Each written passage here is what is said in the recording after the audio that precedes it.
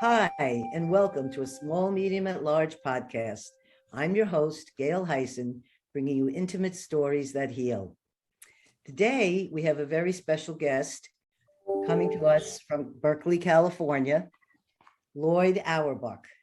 Loyd Auerbach is a world-recognized paranormal expert and psychologist with a graduate degree in parapsychology with over 40 years investigating the paranormal, and he has had thousands of media appearances. He is the author of 9 books, including The Ghost Detective's Guide to Haunted San Francisco and the classic ESP, Hauntings and Poltergeists, and he is co-author of the paranormal mystery novel, Near Death, A Rainy Day Investigation. He is president of the Forever Family Foundation since 2013, and he is director of the Office of Paranormal Investigations since 1989. He is a professor at Atlantic University and now the National University, which was formerly known as JFK. Loyd teaches parapsychology online courses through the Rhine Education Center and has otherwise been teaching parapsychology and related subjects since 1983. He is vice president of the board of directors of the Rhine Research Center, and he serves on the advisory board of the Windbridge Research Center. He is past president of the Psychic Entertainers Association. And besides all that, he performs as a professional mentalist, Professor Paranormal. And occasionally he does things as the professional chocolatier. I'm very curious about that. So before we invite Loyd onto our stage, I just wanted to welcome him and say that we met, I think it was 1988 or 1999, and I had just met a woman that we both know together, Ruth Inge Hines, and she was part of something called the Society for Psychical Study, which she had done for, I'm not sure how many years, but she asked me to be a guest and give a little talk at her church, where they had a little room on the side where she would do these videos of people coming in and sharing their stories. Our particular story happened to be about a remote viewing because I had just met Russell Targ and Dean Radin, and I became a subject for them in remote viewing. So she had me I did a slide presentation of, it was a temple or a mosque, and I knew nothing about it except that I had done a very good remote viewing. In fact, it was good enough that I believe Dean had shown this one at a talk at the Naval Academy. So I was happy to discuss this with the group. And when I showed the presentation, I said there were other things I had said about this besides drawing the structure that was going to appear in the picture and looked like the structure I drew. I had also mentioned things that were not listed or shown in the photo, which is that I thought it was filled with an incredible amount of mosaics.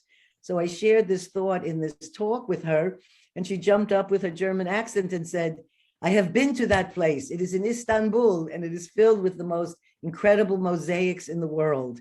So here it was, sometime later, after doing this remote viewing, I got validation that some of the things I had said were actually true because they were what was inside the building, not was on the outside, which is what we were remote viewing at the time. So I showed this, and we had this wonderful talk, and Loyd Auerbach was working with Ruth at the time and doing the filming. So he filmed my first ever talk on, which is, 1998. So I've given many since then.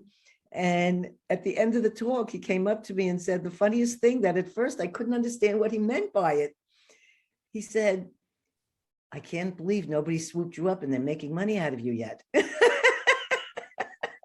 I thought, what a funny little thing, because I've been doing this for so long and I've never attached the idea of having money with any of the things that I do. So anyways, I have a lot of questions because I'm really excited about being able to ask Loyd about ghost hunting and other interesting topics in parapsychology. But like I do with all my guests, I'd like to ask him first, how and why did you get interested in parapsychology, and what took you down this path? If it was something that started in your childhood or started later in college, or when did this all start to happen for you? Well, it actually started certainly in my childhood, I kind of point at television early on. My dad worked for NBC, and I had a TV set in my room when I was 2. Wow. So I kind of kiddingly say I grew up at 30 Rock in New York, because that's where my dad worked for many years.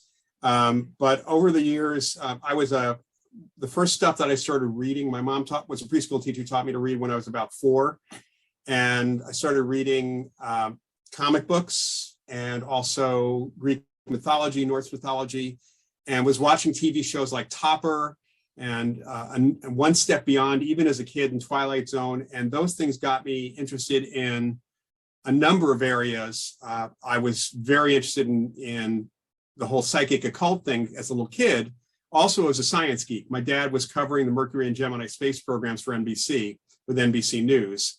So I was very much into astronomy and geology at the time. And then when we get into the 60s, Dark Shadows, the soap opera, which involved a vampire and all sorts of other things, but also had a parapsychologist in it from time to time. That's the first time I heard the word parapsychology. It was on Dark Shadows, but I had read it in a couple of comic books and started reading about, started going to the library to see if there were any books on the stuff that was on Dark Shadows. And lo and behold, there's science books on parapsychology. So I was about 11 or 12 when I discovered J.B. Rhine and people in the field, and was able to, even in high school, I had a parapsychology club I got to start. I met a number of people in the New York area, thanks to a neighbor who knew Montague Ullman and other people in the field. I kind of was pushed into this field. And timing wise, I had the right person as an anthropology advisor at Northwestern. I spent time talking to Jalen Hynek about UFOs, but he also knew quite a bit about parapsychology when I was there. And JFK University had a graduate parapsychology program at the right time for me. This is wonderful. It's almost also, when I think about you at 12 reading things by J.B. Rhine, you didn't know then that you were going to end up teaching courses at the Rhine Research and Rhine Education Center. I did not know that. I mean, I did know, of course, at that point, Rhine was no longer with Duke University. He had the Institute for Parapsychology. Certainly didn't know they were going to rename it as the Rhine Research Center down the road. But I hoped at one point to be able to work with people like him, and lo and behold, I did. Not with him directly, but with other people. Yeah.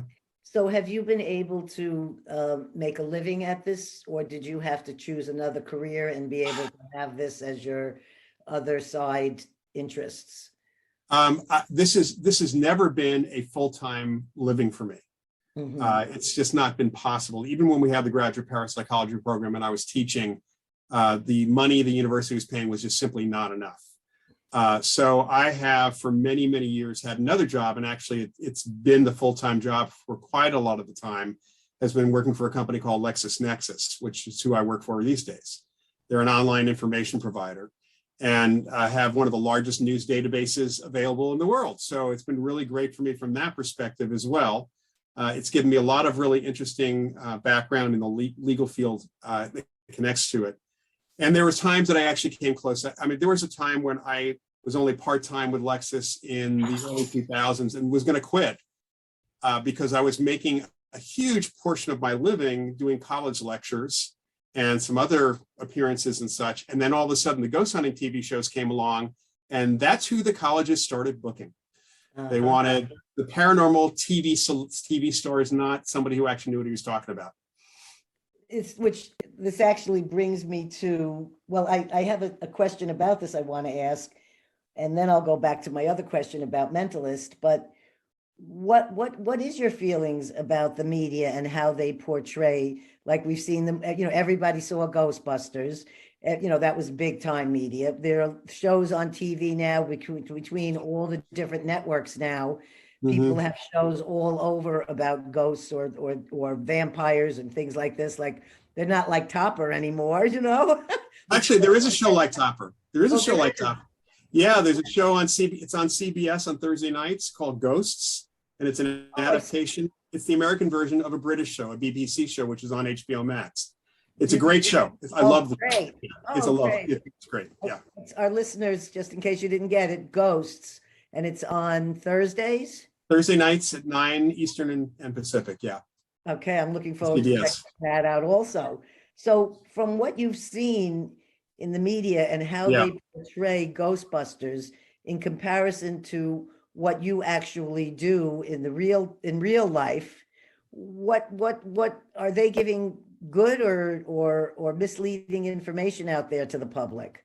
Well, first I have to say that Ghostbusters itself was actually, to some respects, a godsend for us, because the media, until that point, they had examples of supposed investigators in movies like Poltergeist and The Entity and others, and those were relative. The people who were portrayed were good. The way it was portrayed, the way things were done, not so good. And of course, many of those movies, they talked about them being based on true stories, but the basis was minimal. So people took those as real, unfortunately. The Exorcist, while it did involve parapsychology, had a huge impact on the public consciousness for things. When Ghostbusters came out, the question was no longer, because it used to be, it was no longer, can you take us to a place like Amityville where things are flying around?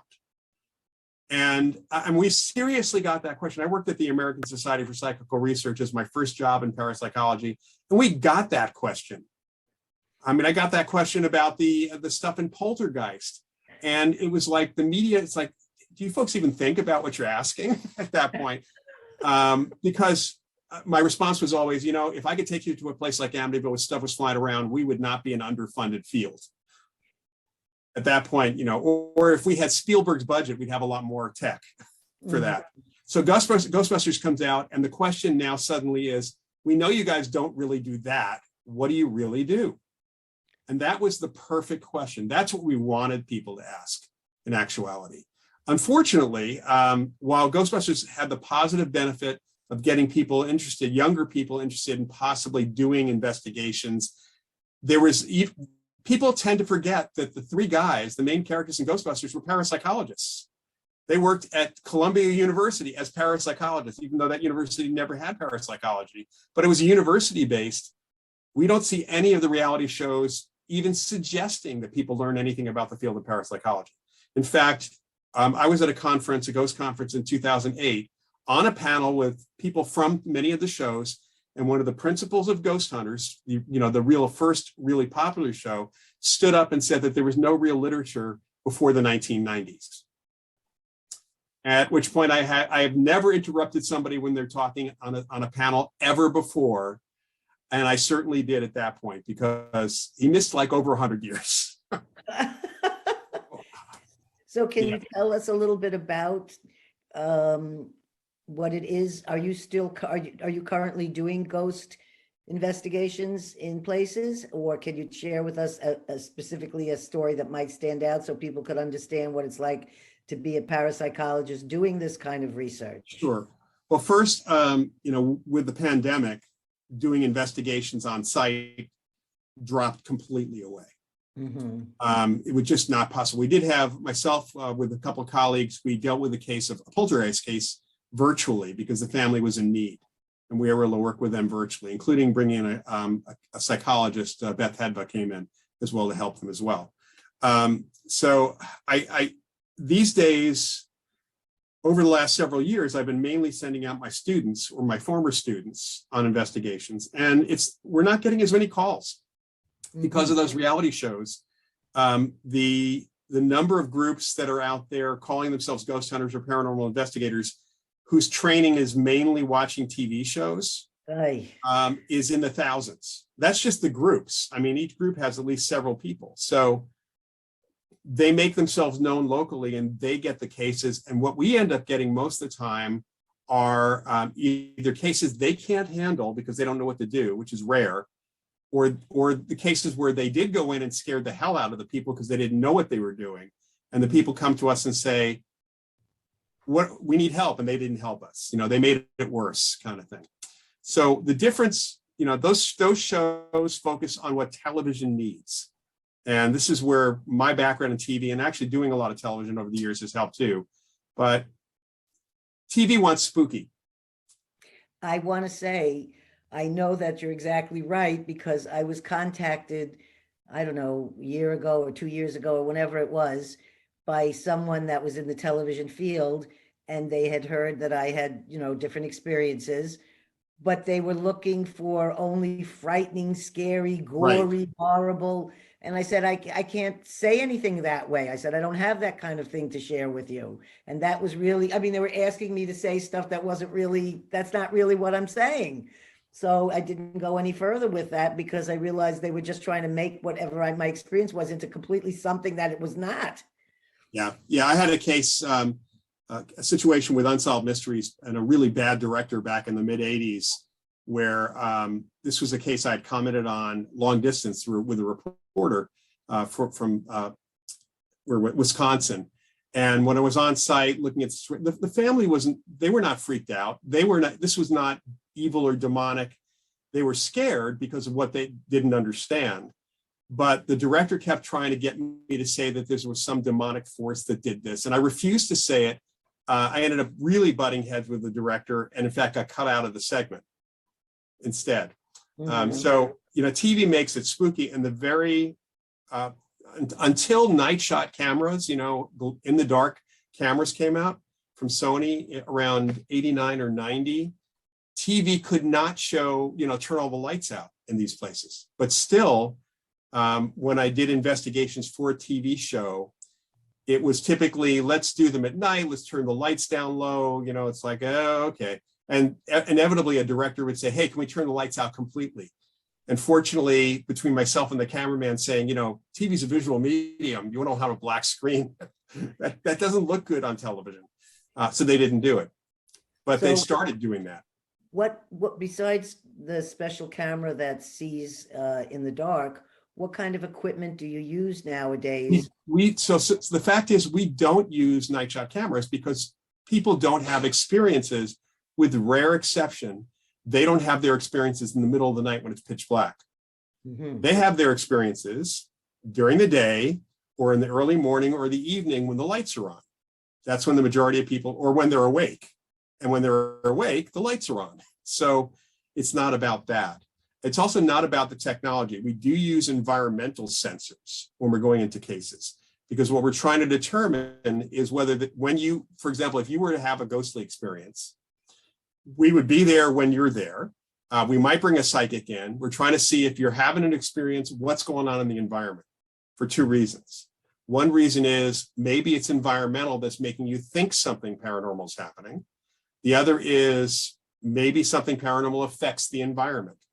We need to see from both perspectives. So the equipment we've used, which is not very sexy, it's some of the same stuff they use on TV, but we use electromagnetic field detectors of different kinds, temperature sensors, static electricity detectors. We use different things like that. But the reality is, it's the person that is designed to pick up anything psychic or paranormal. Human beings are, not technology. We have no tech that can detect anything paranormal. So when you go to these houses and you work with the people, you've had some good, satisfying results where you've been able to make it more comfortable for them to understand the situation that they're in. Right. So it's really helped people in this area where some people are afraid. This is a very important service that you've given. That's the whole point. And I can go two ends of the spectrum. I had one case where the family actually was the case where the family is not afraid to begin with. They had all been separately having sightings of this old woman's ghost figure since they moved into this house. And the previous owner of the house had died in the hospital like a year and a half before they bought it, because it had been empty for a year and a half. And they were separately seeing this ghost. And after living in this house for a year and a half, the woman, the mother in the case, finds out that her son, because he says something to her, finds out her son has been communicating with the ghost every single day. And she was even supposedly helping him with his homework, he claims. And in our process of investigation, which was extensive interviews, that was what we were doing. We were given information about family stories, as well as the history of the city of Livermore. Now, the stuff that was verifiable of the history of Livermore was irrelevant because the kid could have looked it up. The family stories, we were able to track down the woman's only living relative. There was nothing written about these family stories, but he verified every single one.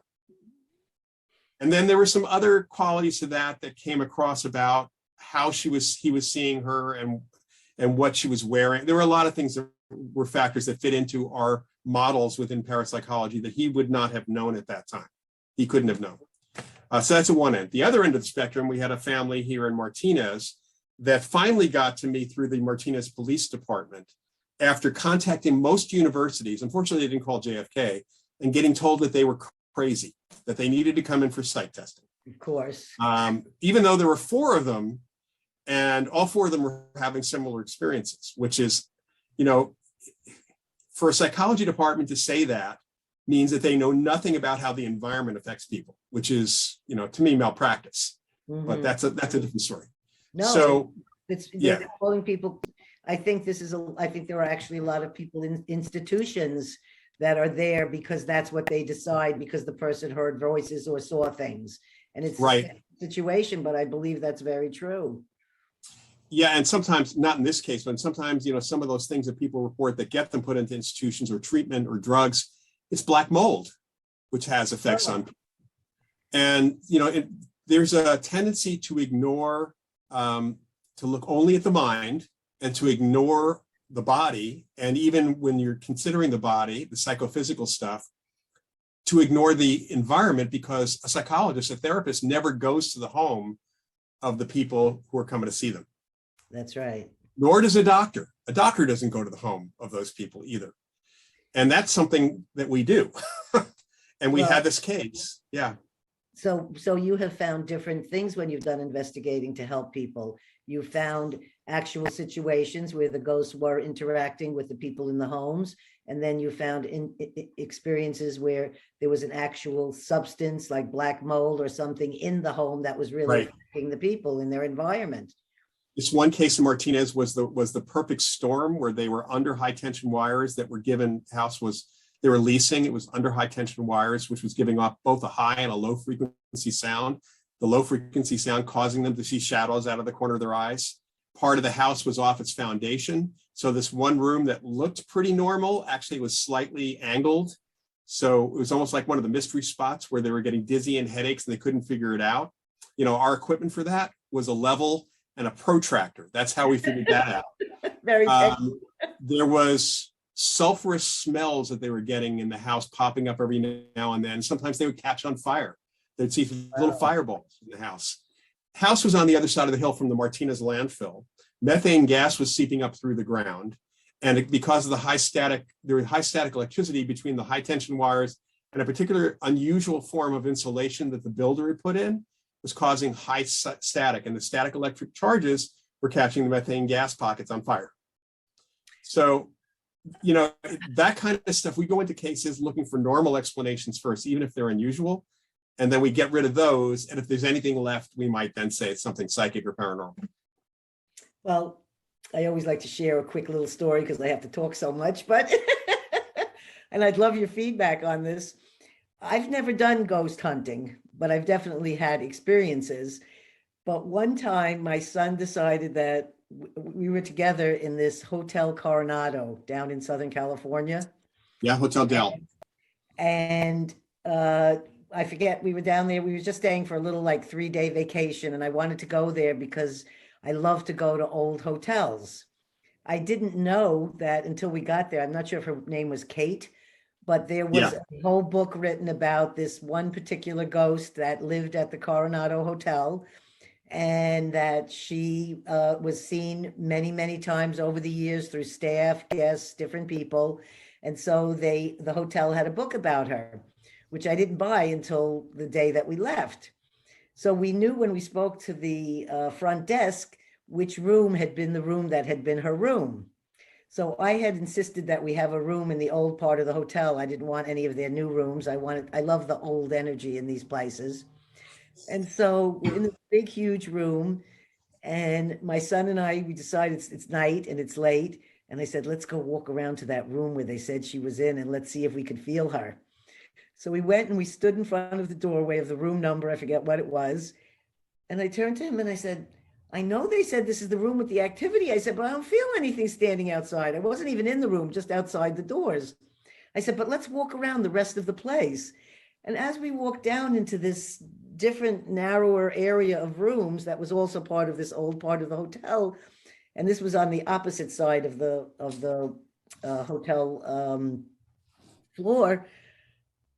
I stood in front of this door and I said, Rich, this is where I said, I feel my hair is standing on end. And when we stood in front of this door, I was getting all this like electrical feelings of energy, and my hair was standing up, and I was feeling, I said, I know it didn't say this is the place. I said, but for me, this was the place. Well, when I get home and I decide to read the book about Kate, I get toward the end and they discuss about that they have had paranormal investigators come to this hotel to sleep in the room and to film and to tell what their information was. And it says, yet the paranormal investigators found there was much more energy in room number, whatever the number was. And I said, that was the room we stood in front of. So I was confirmed that we had found the room that was having this without knowing ahead of time. And my son was my witness because he thinks his mom's a little crazy anyway. And you know, this was, you know, that was my whole ghost hunting experience as far as actually intentionally going out and looking. So have you ever been there to that place? Have you ever done investigation there? I've not done any investigation there. I've been there just, I was down in San Diego for something else, and friends wanted to walk over and see what the hotel looked like. I had somebody I knew years ago who also wrote a book about San Diego ghosts and did an investigation. He kind of found contrary evidence about Kate, I think it was Katie Morgan, that it really wasn't her, but that there was still other activity at the hotel. And actually, the thing is that if there wasn't a conscious entity there, the odds of that entity only being involved in a single place is pretty unlikely. I mean, you know, ghosts move around. They don't stick around in just one particular room. But at the same time, there can be places that have kind of residual energy or kind of a psychic imprint from something that happened in the past. And so it's hard to know if the story doesn't match up. It's hard to know exactly anything other than what people have reported, which is why we go with the reports as much as possible. I've been doing work with a restaurant here in the Bay Area called the Moss Beach Distillery since 1991. And it's one long investigation. It's not many investigations. That's one of the problems with the TV shows. They seem to suggest that if you go to a haunted place and do some EVP, that's your investigation. That's not. That's a little tiny piece of an investigation at best. It's usually just a visit. So over the years at the distillery, the ghost there has changed what she's done because she's interacting differently with different people, and it's not regular in that sense. And then there's the Queen Anne Hotel in San Francisco. Mary Lake, whose school it was, she was the Mary Lake School for Girls back in the late 1800s. She is one of the two ghosts that are seen there, but she's not just seen in room 410, which was her room. You know, she'll visit there, but she's been seen all over the place throughout the hotel, as has the little girl who's there as well. So, you know, there's when things are static, we look at that as just simply a pattern that's in the environment. If we're talking about an actual ghost, unless they think that they have to do the same thing over and over again, or happen to be OCD, if they were OCD alive, they're probably OCD is dead too. But otherwise, they're going to do whatever they feel like doing. So it's not stuck. And we also know in places that we're discussing right now, time isn't the same linear time like we think. And that's one of the parts people can't understand, that the ghost could be here in this spot, but maybe be in another one farther away. And it's possible. Yeah. We usually, typically the apparitions tend to be linear in terms of time, but by the same token, they don't experience time the same way we do, simply because they don't have a body. There's no body clock. So I wonder, like, when the tragedy of 9/11 happened, my question is, because I'm very sensitive about some of these things where I feel things when things happen. What happens when people are shockingly killed? You don't have a minute's notice to think, and all of a sudden you're deceased. And it's not like you were in the hospital getting sick and you knew you were going to prepare to die. This is where you've been taken, not knowingly. Is there a moment where ghost of that person or the soul of that person feels kind of confused or trapped or not sure what happened, and they're trying to connect with the people who are alive that are their family, but they're realizing that they're not getting through because they don't actually have a body, but they really didn't know, why do I not have a body all of a sudden? What happens in that? Well, from the only thing we know, we can look at two different areas here. One is the reported conversations that witnesses have with apparitions or psychics have with apparitions. The other is near-death experiences, which are often happening when people are, in an accident, and they're very sudden. They're resuscitated, but they're very suddenly, near death or dead in that sense. And both circumstances seem to indicate that when you die, there's no set pattern. It seems that for the ghosts the people who are sticking around after death for any length of time tend to be people who have an attachment to life, to people, to places, or are in denial that they're dead. May not, we hear that from psychics. Oh, the person doesn't know that they're dead. It's like, yeah, they know they're dead, but they don't want to admit that they're dead, even to themselves. And there are a couple of other reasons as well, but we think that there's an environmental component here that, there's the old, if the conditions are right. I think that's actually true. Mm-hmm. If the environmental conditions are right, it might have something to do with the geomagnetic field or something present in the physical environment or the psychic environment. So that a place like when 9/11 happened, we have not heard about apparitions seen. But I do know that there was such emotion generated by the fear, as people were dying, by the fear of everyone around the World Trade Center. There was a nexus of bad juju, bad vibes, like real terrible negative emotion, fear, sadness, grief, all of that. So that I knew, I've talked to many people for years would not go anywhere near Wall Street at all because they could feel it. And it had nothing to do with, knowing that tragedy happened. It had everything to do with what they were literally almost feeling gut punched from that. I was visiting my family in New York numerous times after that, and I refused to go. And I said, I just don't know why, but I just don't want to go there. So that's confirming. Yeah. I mean, places like you go to an old prison like Alcatraz, and it doesn't feel good. It doesn't feel good both because from a visual perspective, it affects you, but also from a psychic perspective, it affects you. Well, you know what they used to do there, I'm sure, since you're from the area, and I've been here for, 50 years now. Back in the old day, you had the experience, which when I had freaked me out, where they lock you in solitary confinement. I heard that, yeah. Black darkness, and you're in this cell with like 6 or 8 other tourists or people. And the feeling when they clanged that metal door shut, and you're in darkness, like you can't believe that that there could be no light at all. My insides just went in complete incredible amounts of fear. I was really sure we'd never get out of there, So I gave you the experience of feeling just a minute amount of what solitary confinement in the darkness must be like. And it was mortifying. Yeah. Cruel and unusual punishment in many respects. Yeah, just let you know, I'm actually from New York. So I've been here, but I've been here for almost 40 years now. So myself. Oh, so I only beat you by 10 years from New York. So I came here in 1971. So I was out here from 79 to 81 because of JFK grad school, and then came back out from New York. I went back to New York and came back out in 83. And did you say you went to Northwestern? Is that in Chicago? That's outside of Chicago, right? Yes, the University of Northwestern University. Right.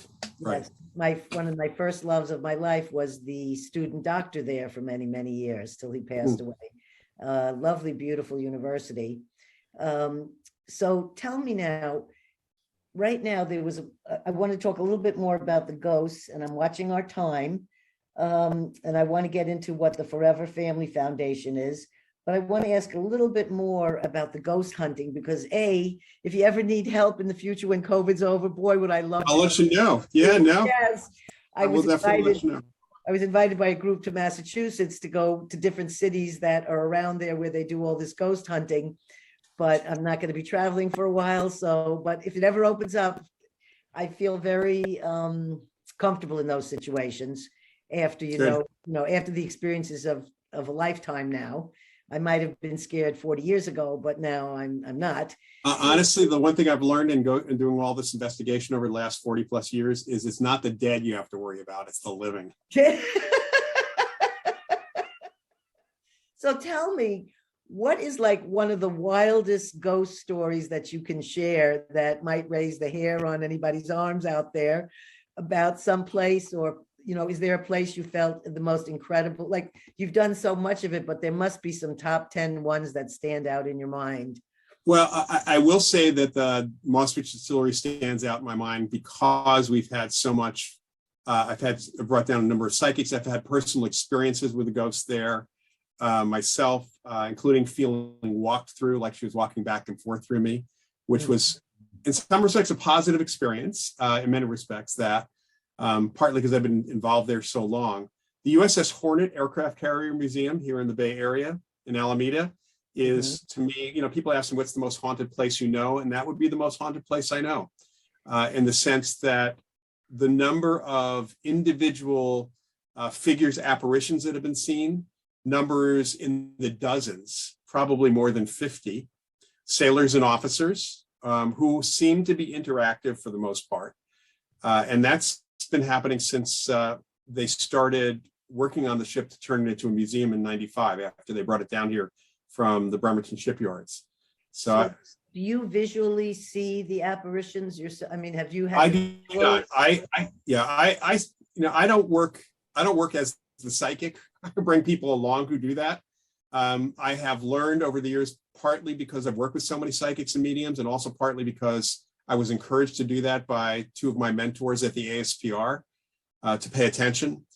So I feel things. I mean, I have particular feelings when something is happening or something's around. And I have, on a couple of occasions, heard a voice talking to you, just saying something. And I have been on the Hornet, I've been patted on the back when I calmed somebody down. It was the weirdest thing in the world. There was a kid, there was a TV show called Popular Mechanics for Kids. And we were there after hours and doing a segment on the Hornet. And the kid, we're down in the officer's galley, and the kid's looking into an area, and he gets really freaked out because he saw some figures, an officer like standing there, kind of walking towards him, smiling at him, and he's freaking out. So I'm calming him down, and the camera guy is about 6 feet behind me, showing my back in the kid's face because he's the host, right? He's 14. And as I calmed him down, I suddenly feel like somebody's patting me on the back, and I turned around to look at the camera guy, thinking he's doing it. And I then asked him, did my jacket move? And it's like, none of my clothes moved. This was just a feeling, a sense I got of that. And there was other things that I felt on the Hornet as well. So those are two really good places for me. I've not had, this is the problem, growing up reading so much in the field and also watching all the TV shows that I watched. I also started watching some of the Universal horror movies, the monster movies, when I was probably 4 years old. I love those. I don't like current horror films for the most part, but the older horror films, the monster movies, I love those movies. So I don't have a big startle reflex when it comes to psychic things, nor do I get afraid when I've seen things move. I've seen people cower when they see things move. It's like, what are you doing? That's cool. So, I have a very different reaction to these situations when we're dealing with them. I feel comfortable. And to me, it's exciting and a wondrous thing for any of these things to be happening in front of me. That's a really great thing. So I'm trying to think of any cases. I've had cases where people are afraid, but by the time we're done with them, they're not afraid anymore. And we sometimes get rid of the phenomena. I'll tell you, I had an experience in Chicago on Lake Michigan, and I went to visit, and I'm just sharing this because I went from someone who was very scared to somebody who came back like a warrior 13 years later. So what had happened was I was invited to a friend's house, and I think it was 4 or 5 story house. It was a huge mansion type place on Lake Michigan. He lived next to Mr. T. So you know that area, Highland Yeah. Park. Highland Park. I know Highland Park, yeah. Okay, so this house was the house that he had bought, and I came out to visit. And he puts me up in a guest room at the top of the house, facing out, by the lake. So you can see the lake out the window. And I just went in there with my suitcase, went to go to sleep. And I came out of there screaming at 4 or 5 in the morning. I was downstairs with my suitcase packed. I said, I can't stay in your house. I have to leave immediately. I don't know what's up there, but I'm terrified. And I just ran out of his house and I went and stayed with his ex-wife in another part of Chicago. And he thought I was like crazy. Who does this? And so for the next 13 years or something, every guest he ever had, nobody ever complained about the fear and intensity of this bedroom, except for another dear friend of mine who slept there, didn't know about my feelings about it. And he came running out saying, I can't sleep here. There's something very scary that happened here. So many years have passed and I've done all this different work in research and with Dean and Russell and all this other stuff. And I've come to a place in my own self of feeling a sense of power and not fear about any of these things, but more of engagement, curiosity, and welcoming, just like you're speaking. So I went back to the same house because he called me up and he said, I haven't been able to sell my house. It's been on the market for 2 years and we haven't gotten any offers. So I said, all right, I'll come and do a little cleansing or whatever you want to call this. And I had just studied, I had become a Reiki master, and I had learned about all these different Reiki symbols and about protecting yourself. So I went back to the house and I told my son before we went how there was a part of the house that really kind of freaked me out. And I'm looking forward to seeing what it feels like now, 13 years later. So we go up into the house and my son's like, oh, it's a beautiful house, amazing, la, la, la. And we get in the hallway, right going down to where this scary room is. And sure enough, as we go down there, my son is holding onto my arm and telling me, Mom, this is something weird here, and he's, like 20 years old then. And I said to him, none of us are sleeping up here. I said, we all need a different bedroom downstairs. So he gives my son a bed that had been an old opium den bed that he had flown over from Thailand or somewhere. He was a very wealthy man. And he puts my son in this bed and my son is terrified to go to sleep. So here he is, 20 years old. I had to lay with him in the bed until he fell asleep and then went into my bedroom. And I said, I'm going to do something in this house, but I just don't know when. I have to have the feeling. I just can't get up and do these things. So on the Sunday morning, when we got up, him and my son went out to do, target shooting or something that's very popular in that area on a Sunday. And I went with my sage and my incense and I think I have maybe a bell and my Reiki symbols. And I started at the top of his house where that room was. And I was able to enter it without fear because I had all this like material or whatever we want to call it, information or experiences. And I Reiki symboled every door and window in the house. And it took me close to about an hour and a half to an hour and 45 minutes because it was such a huge place. And then I finished and they came back and my son walked in the door. And before he knew I had done anything, he said, my mom did something because I can feel it. It's very different in the house right now. And the wife said to me, well, I don't understand how you do this. Do you have any idea why this is going on or what are these things you're feeling? So I went to sleep and I said, well, I'm going to ask for a dream. So I went to sleep and I asked for a dream. We're only there for, 4 days. And I asked for a dream. And in the dream, I saw that this house many, many years earlier had been ransacked. And that this mansion had all of this, I forget who they were, the Spreckles or somebody. They were somebody important that had built this house. And they were throwing all the things that belong to the people in this house out into the ravine that goes out into Lake Michigan. I said, and everything was just torn apart.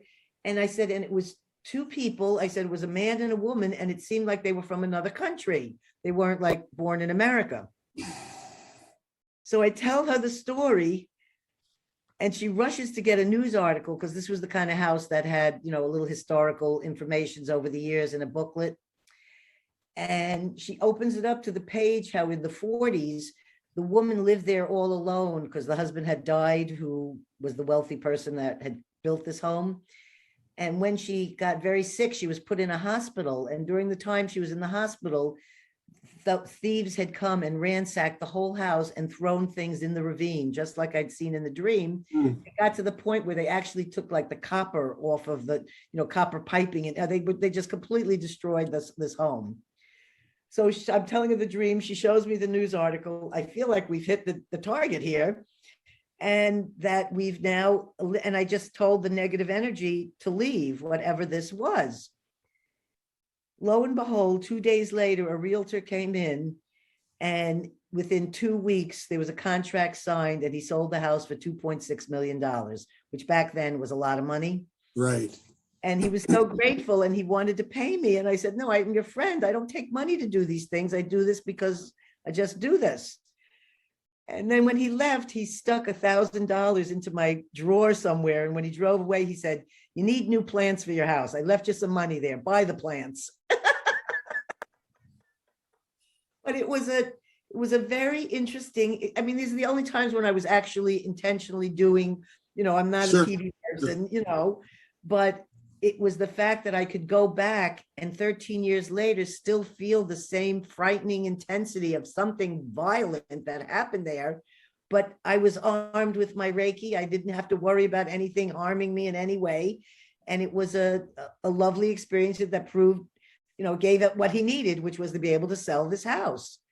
So I just want to say that what you're doing is such a valuable piece of work to help people to be able to have someone they can reach out to during these kind of situations.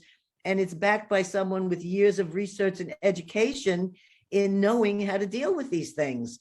So, I'm just so honored to know someone like you doing such an amazing professional job. And I think that bringing, relief to people, whether it's with monies or not with monies or anything, doesn't matter. It's the fact that they've been given some relief. Right.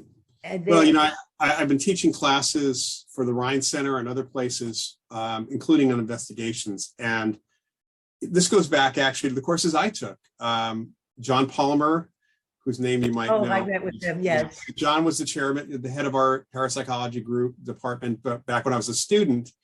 And John and Jeff Mishlove was one of my teachers at that time. I met everybody in the field back then because they were all teaching at JFK. Scott Rogo's another one. We had him on. Jeff just won that money. Yeah. Yeah. So they all instilled in us that no matter what we need to know in parapsychology scientifically, somebody invites you into their home and needs help. That's number one.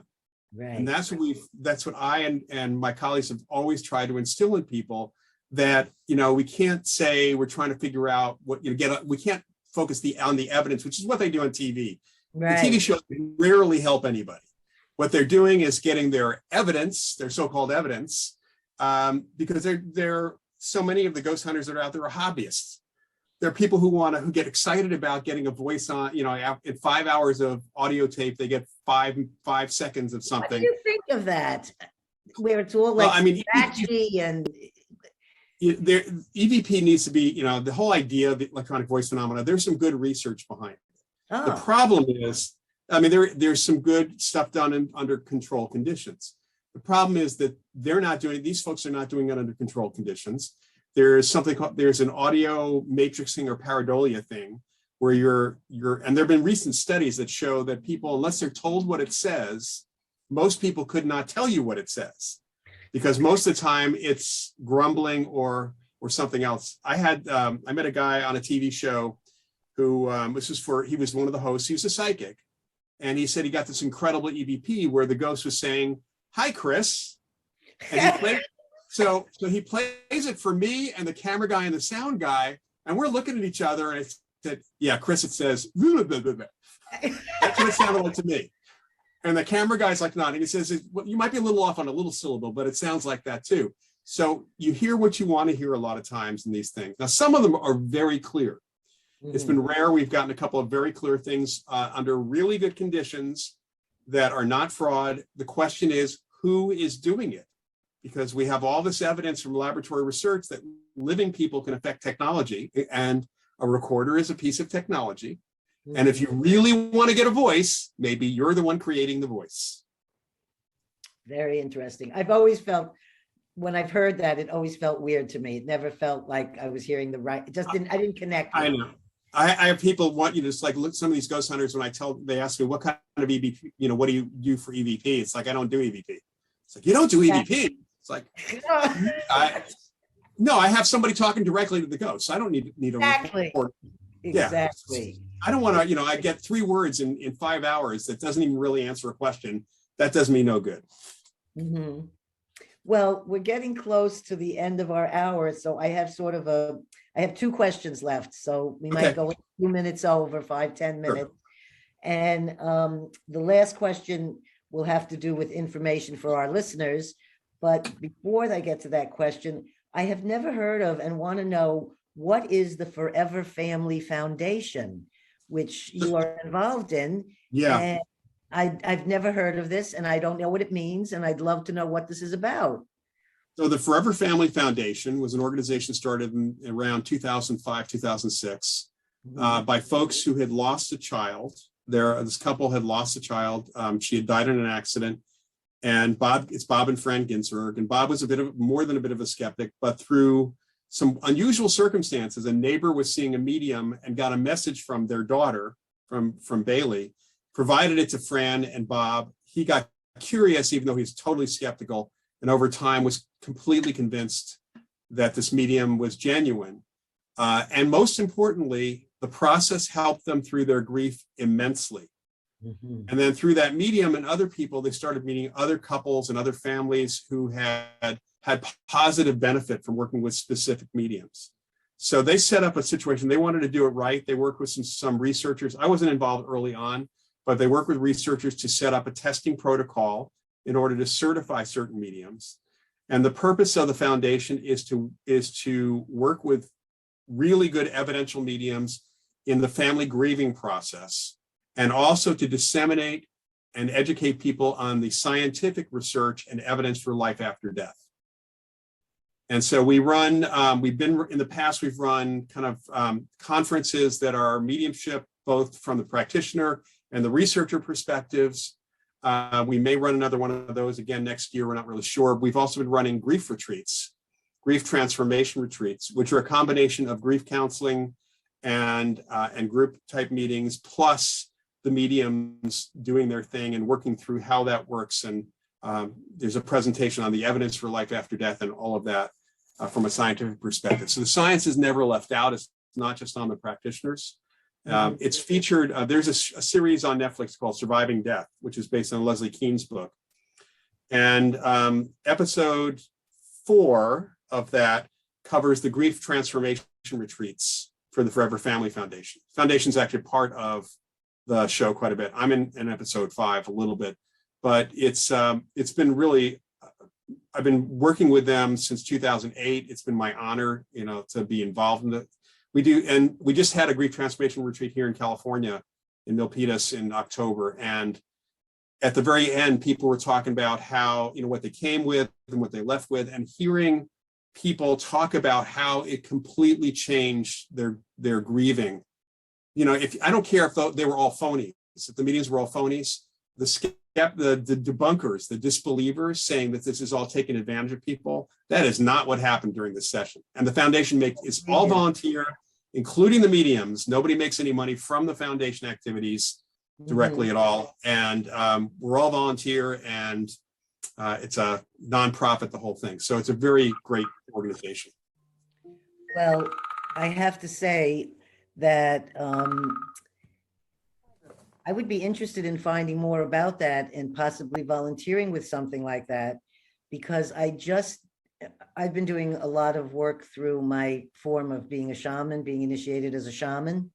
And it was recently, and and I've been told I've been a medium by other people, but I've never been able to say that word like, oh yeah, I'm a medium, or oh, I'm psychic. I don't know. I just, even though my title is a small medium at large, it was only recently when I did one virtually that I realized, after I had done 3 that week, that I finished and I said, I really am a medium, I was like, oh my God, but I did Well, not know that I could do it virtually. And it was a Yeah. friend of mine who had lost both a husband and a daughter to suicide. And she was leaving her home, and after 38 years, and that's where she had lost both people in the actual home, and she had lived there all those years and had now been ready to move on. And I had mentioned to her on a spiritual level that it would really be great. I said, if there was no COVID, I would fly out to your house immediately and I would do a cleansing of your house before it goes on to the next people.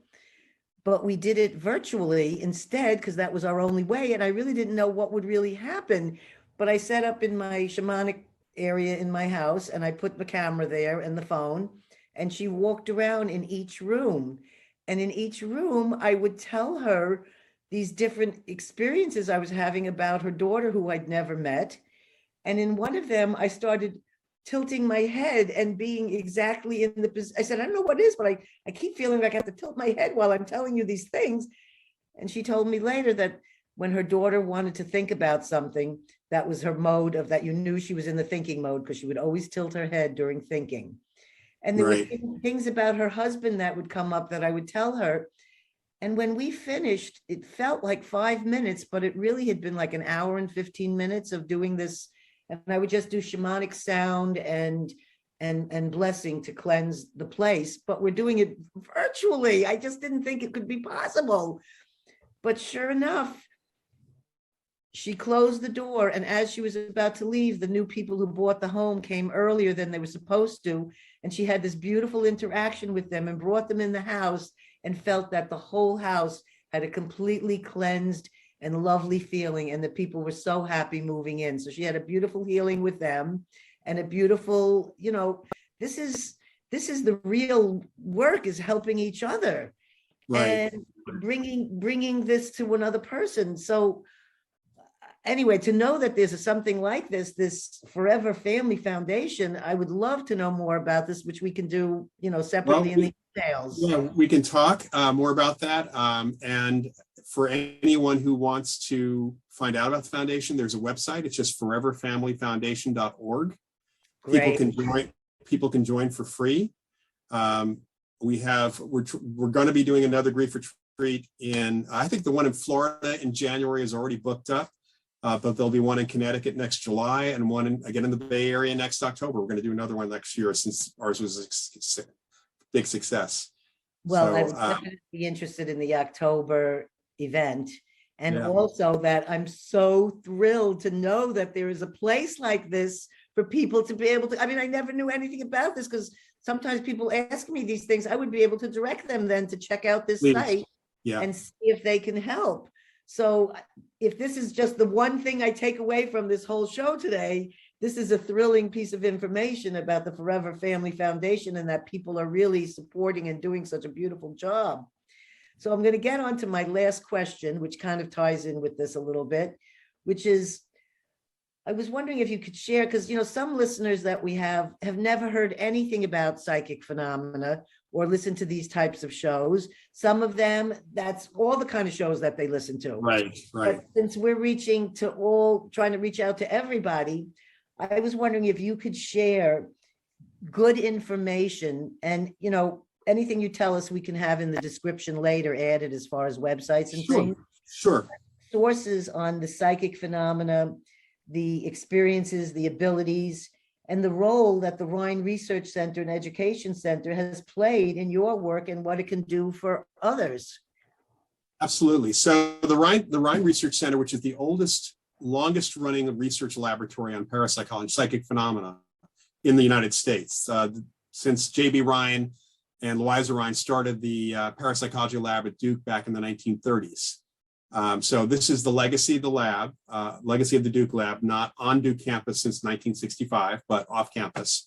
And although research has kind of came to a halt because of COVID, it will be starting again. There's a bioenergy lab that we've got. John Kruth, the executive director, is also research director and doing research there. Wonderful man. Yeah, a few years ago, we started the Ryan Education Center, offering individual courses you can take for fun or towards a certificate.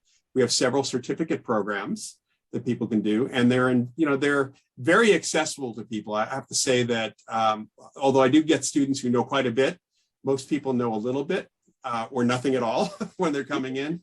And they're of course all online. I've had students all over the world for some of our courses, and we're just expanding. Now we're finally getting others to start teaching other courses, so John and I can focus on developing new classes rather than teaching the same old ones over and over again. And that's just simply, if you go to rhine.org,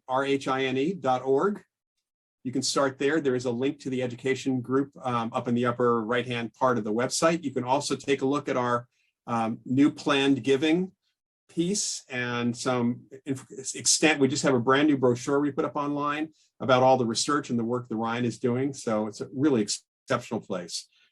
So that's one place to go for great information. We have an incredible media library. I have to say, there are some free lectures you can get without joining the Rhine Center, but there are well over 100. There's more than that of speakers over the last 10 years, myself included.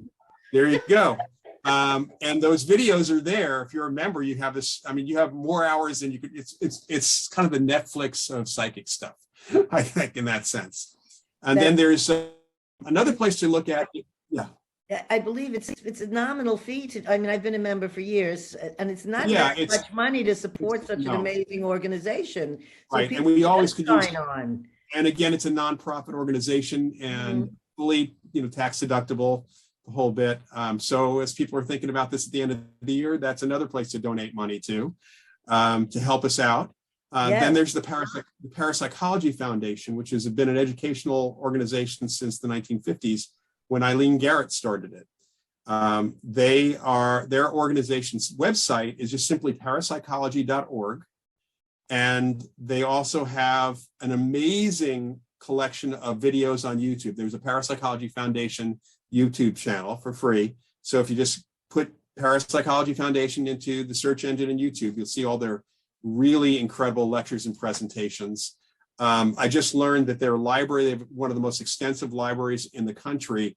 It is in danger of going away now, partly because of lack of financial support, more importantly, because apparently the lease is up at their building on Long Island. And they're trying to find someone who can either help put them someplace else or support them so that they can do it themselves. But they've done a lot of great work. Lizette Coley, who is the granddaughter of Eileen Garrett, is still running the organization. So those are, and then if people really want to get into the science, they can join the Parapsychological Association, which is just simply parapsych.org. And you can join as a supporter, as a student. There's a number of ways you can join and learn about the events, because there are now monthly events for that organization as well that people can join in. This is wonderful. So there's many areas that people can explore to find answers to questions they might have, or to watch videos and hear from the speakers themselves, because it's all archived. And I hope something happens good for the psychical group, that they end up with a place for their library. And yeah, I know. I wonder if Mr. Bigelow in Las Vegas would be interested in helping someone like that. Well, I'm hoping that one of the things I've actually suggested is that some of the winners, because they're having a big ceremony in December. Yes, it's on Jeffrey Mishlov's 75th birthday. Yeah. Oh, that's great. That's great. Yeah, I made the suggestion to some of them that they ask for help. Since they'll be meeting Bigelow in person, if they on behalf of the Parapsychology Foundation. That's that would be a really great idea. Yeah, I would hope that would happen somehow. Yeah. Yeah, it seems that he's a man that has a lot of money, that has an actual deep interest to have given such an amount of money as a contest to find out about what comes on into the body after the body is dead. So his research and his ideas that this should be, and that he's publishing a book for free of all the 29 essays that were written, so that it could be distributed to nurses and doctors and people that are there. Libraries. Yeah. Libraries. that seems to me he would be a really good candidate to support something like this. So hopefully one of those recipients will be able to convince him that this is a new area he could be also supporting. Yeah, or just skim a little off the top from all the recipients and see if that'll Yeah, probably. that's that too.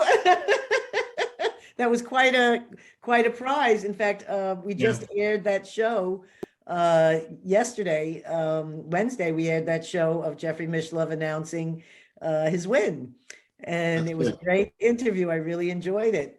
So I think it must be time. Yep, it's a time for us to start winding down to the end now. And I want to thank you, unless there's anything else you want to share or say to our listeners before we go. Yeah, I can just mention that I do an every other week Q&A on Facebook Live.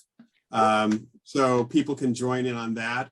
It is, the next one will be Sunday, November 21st. Then December 5th will be the next one. It's every other Sunday night. It's 5:30 p.m. Pacific, 8:30 p.m. Eastern.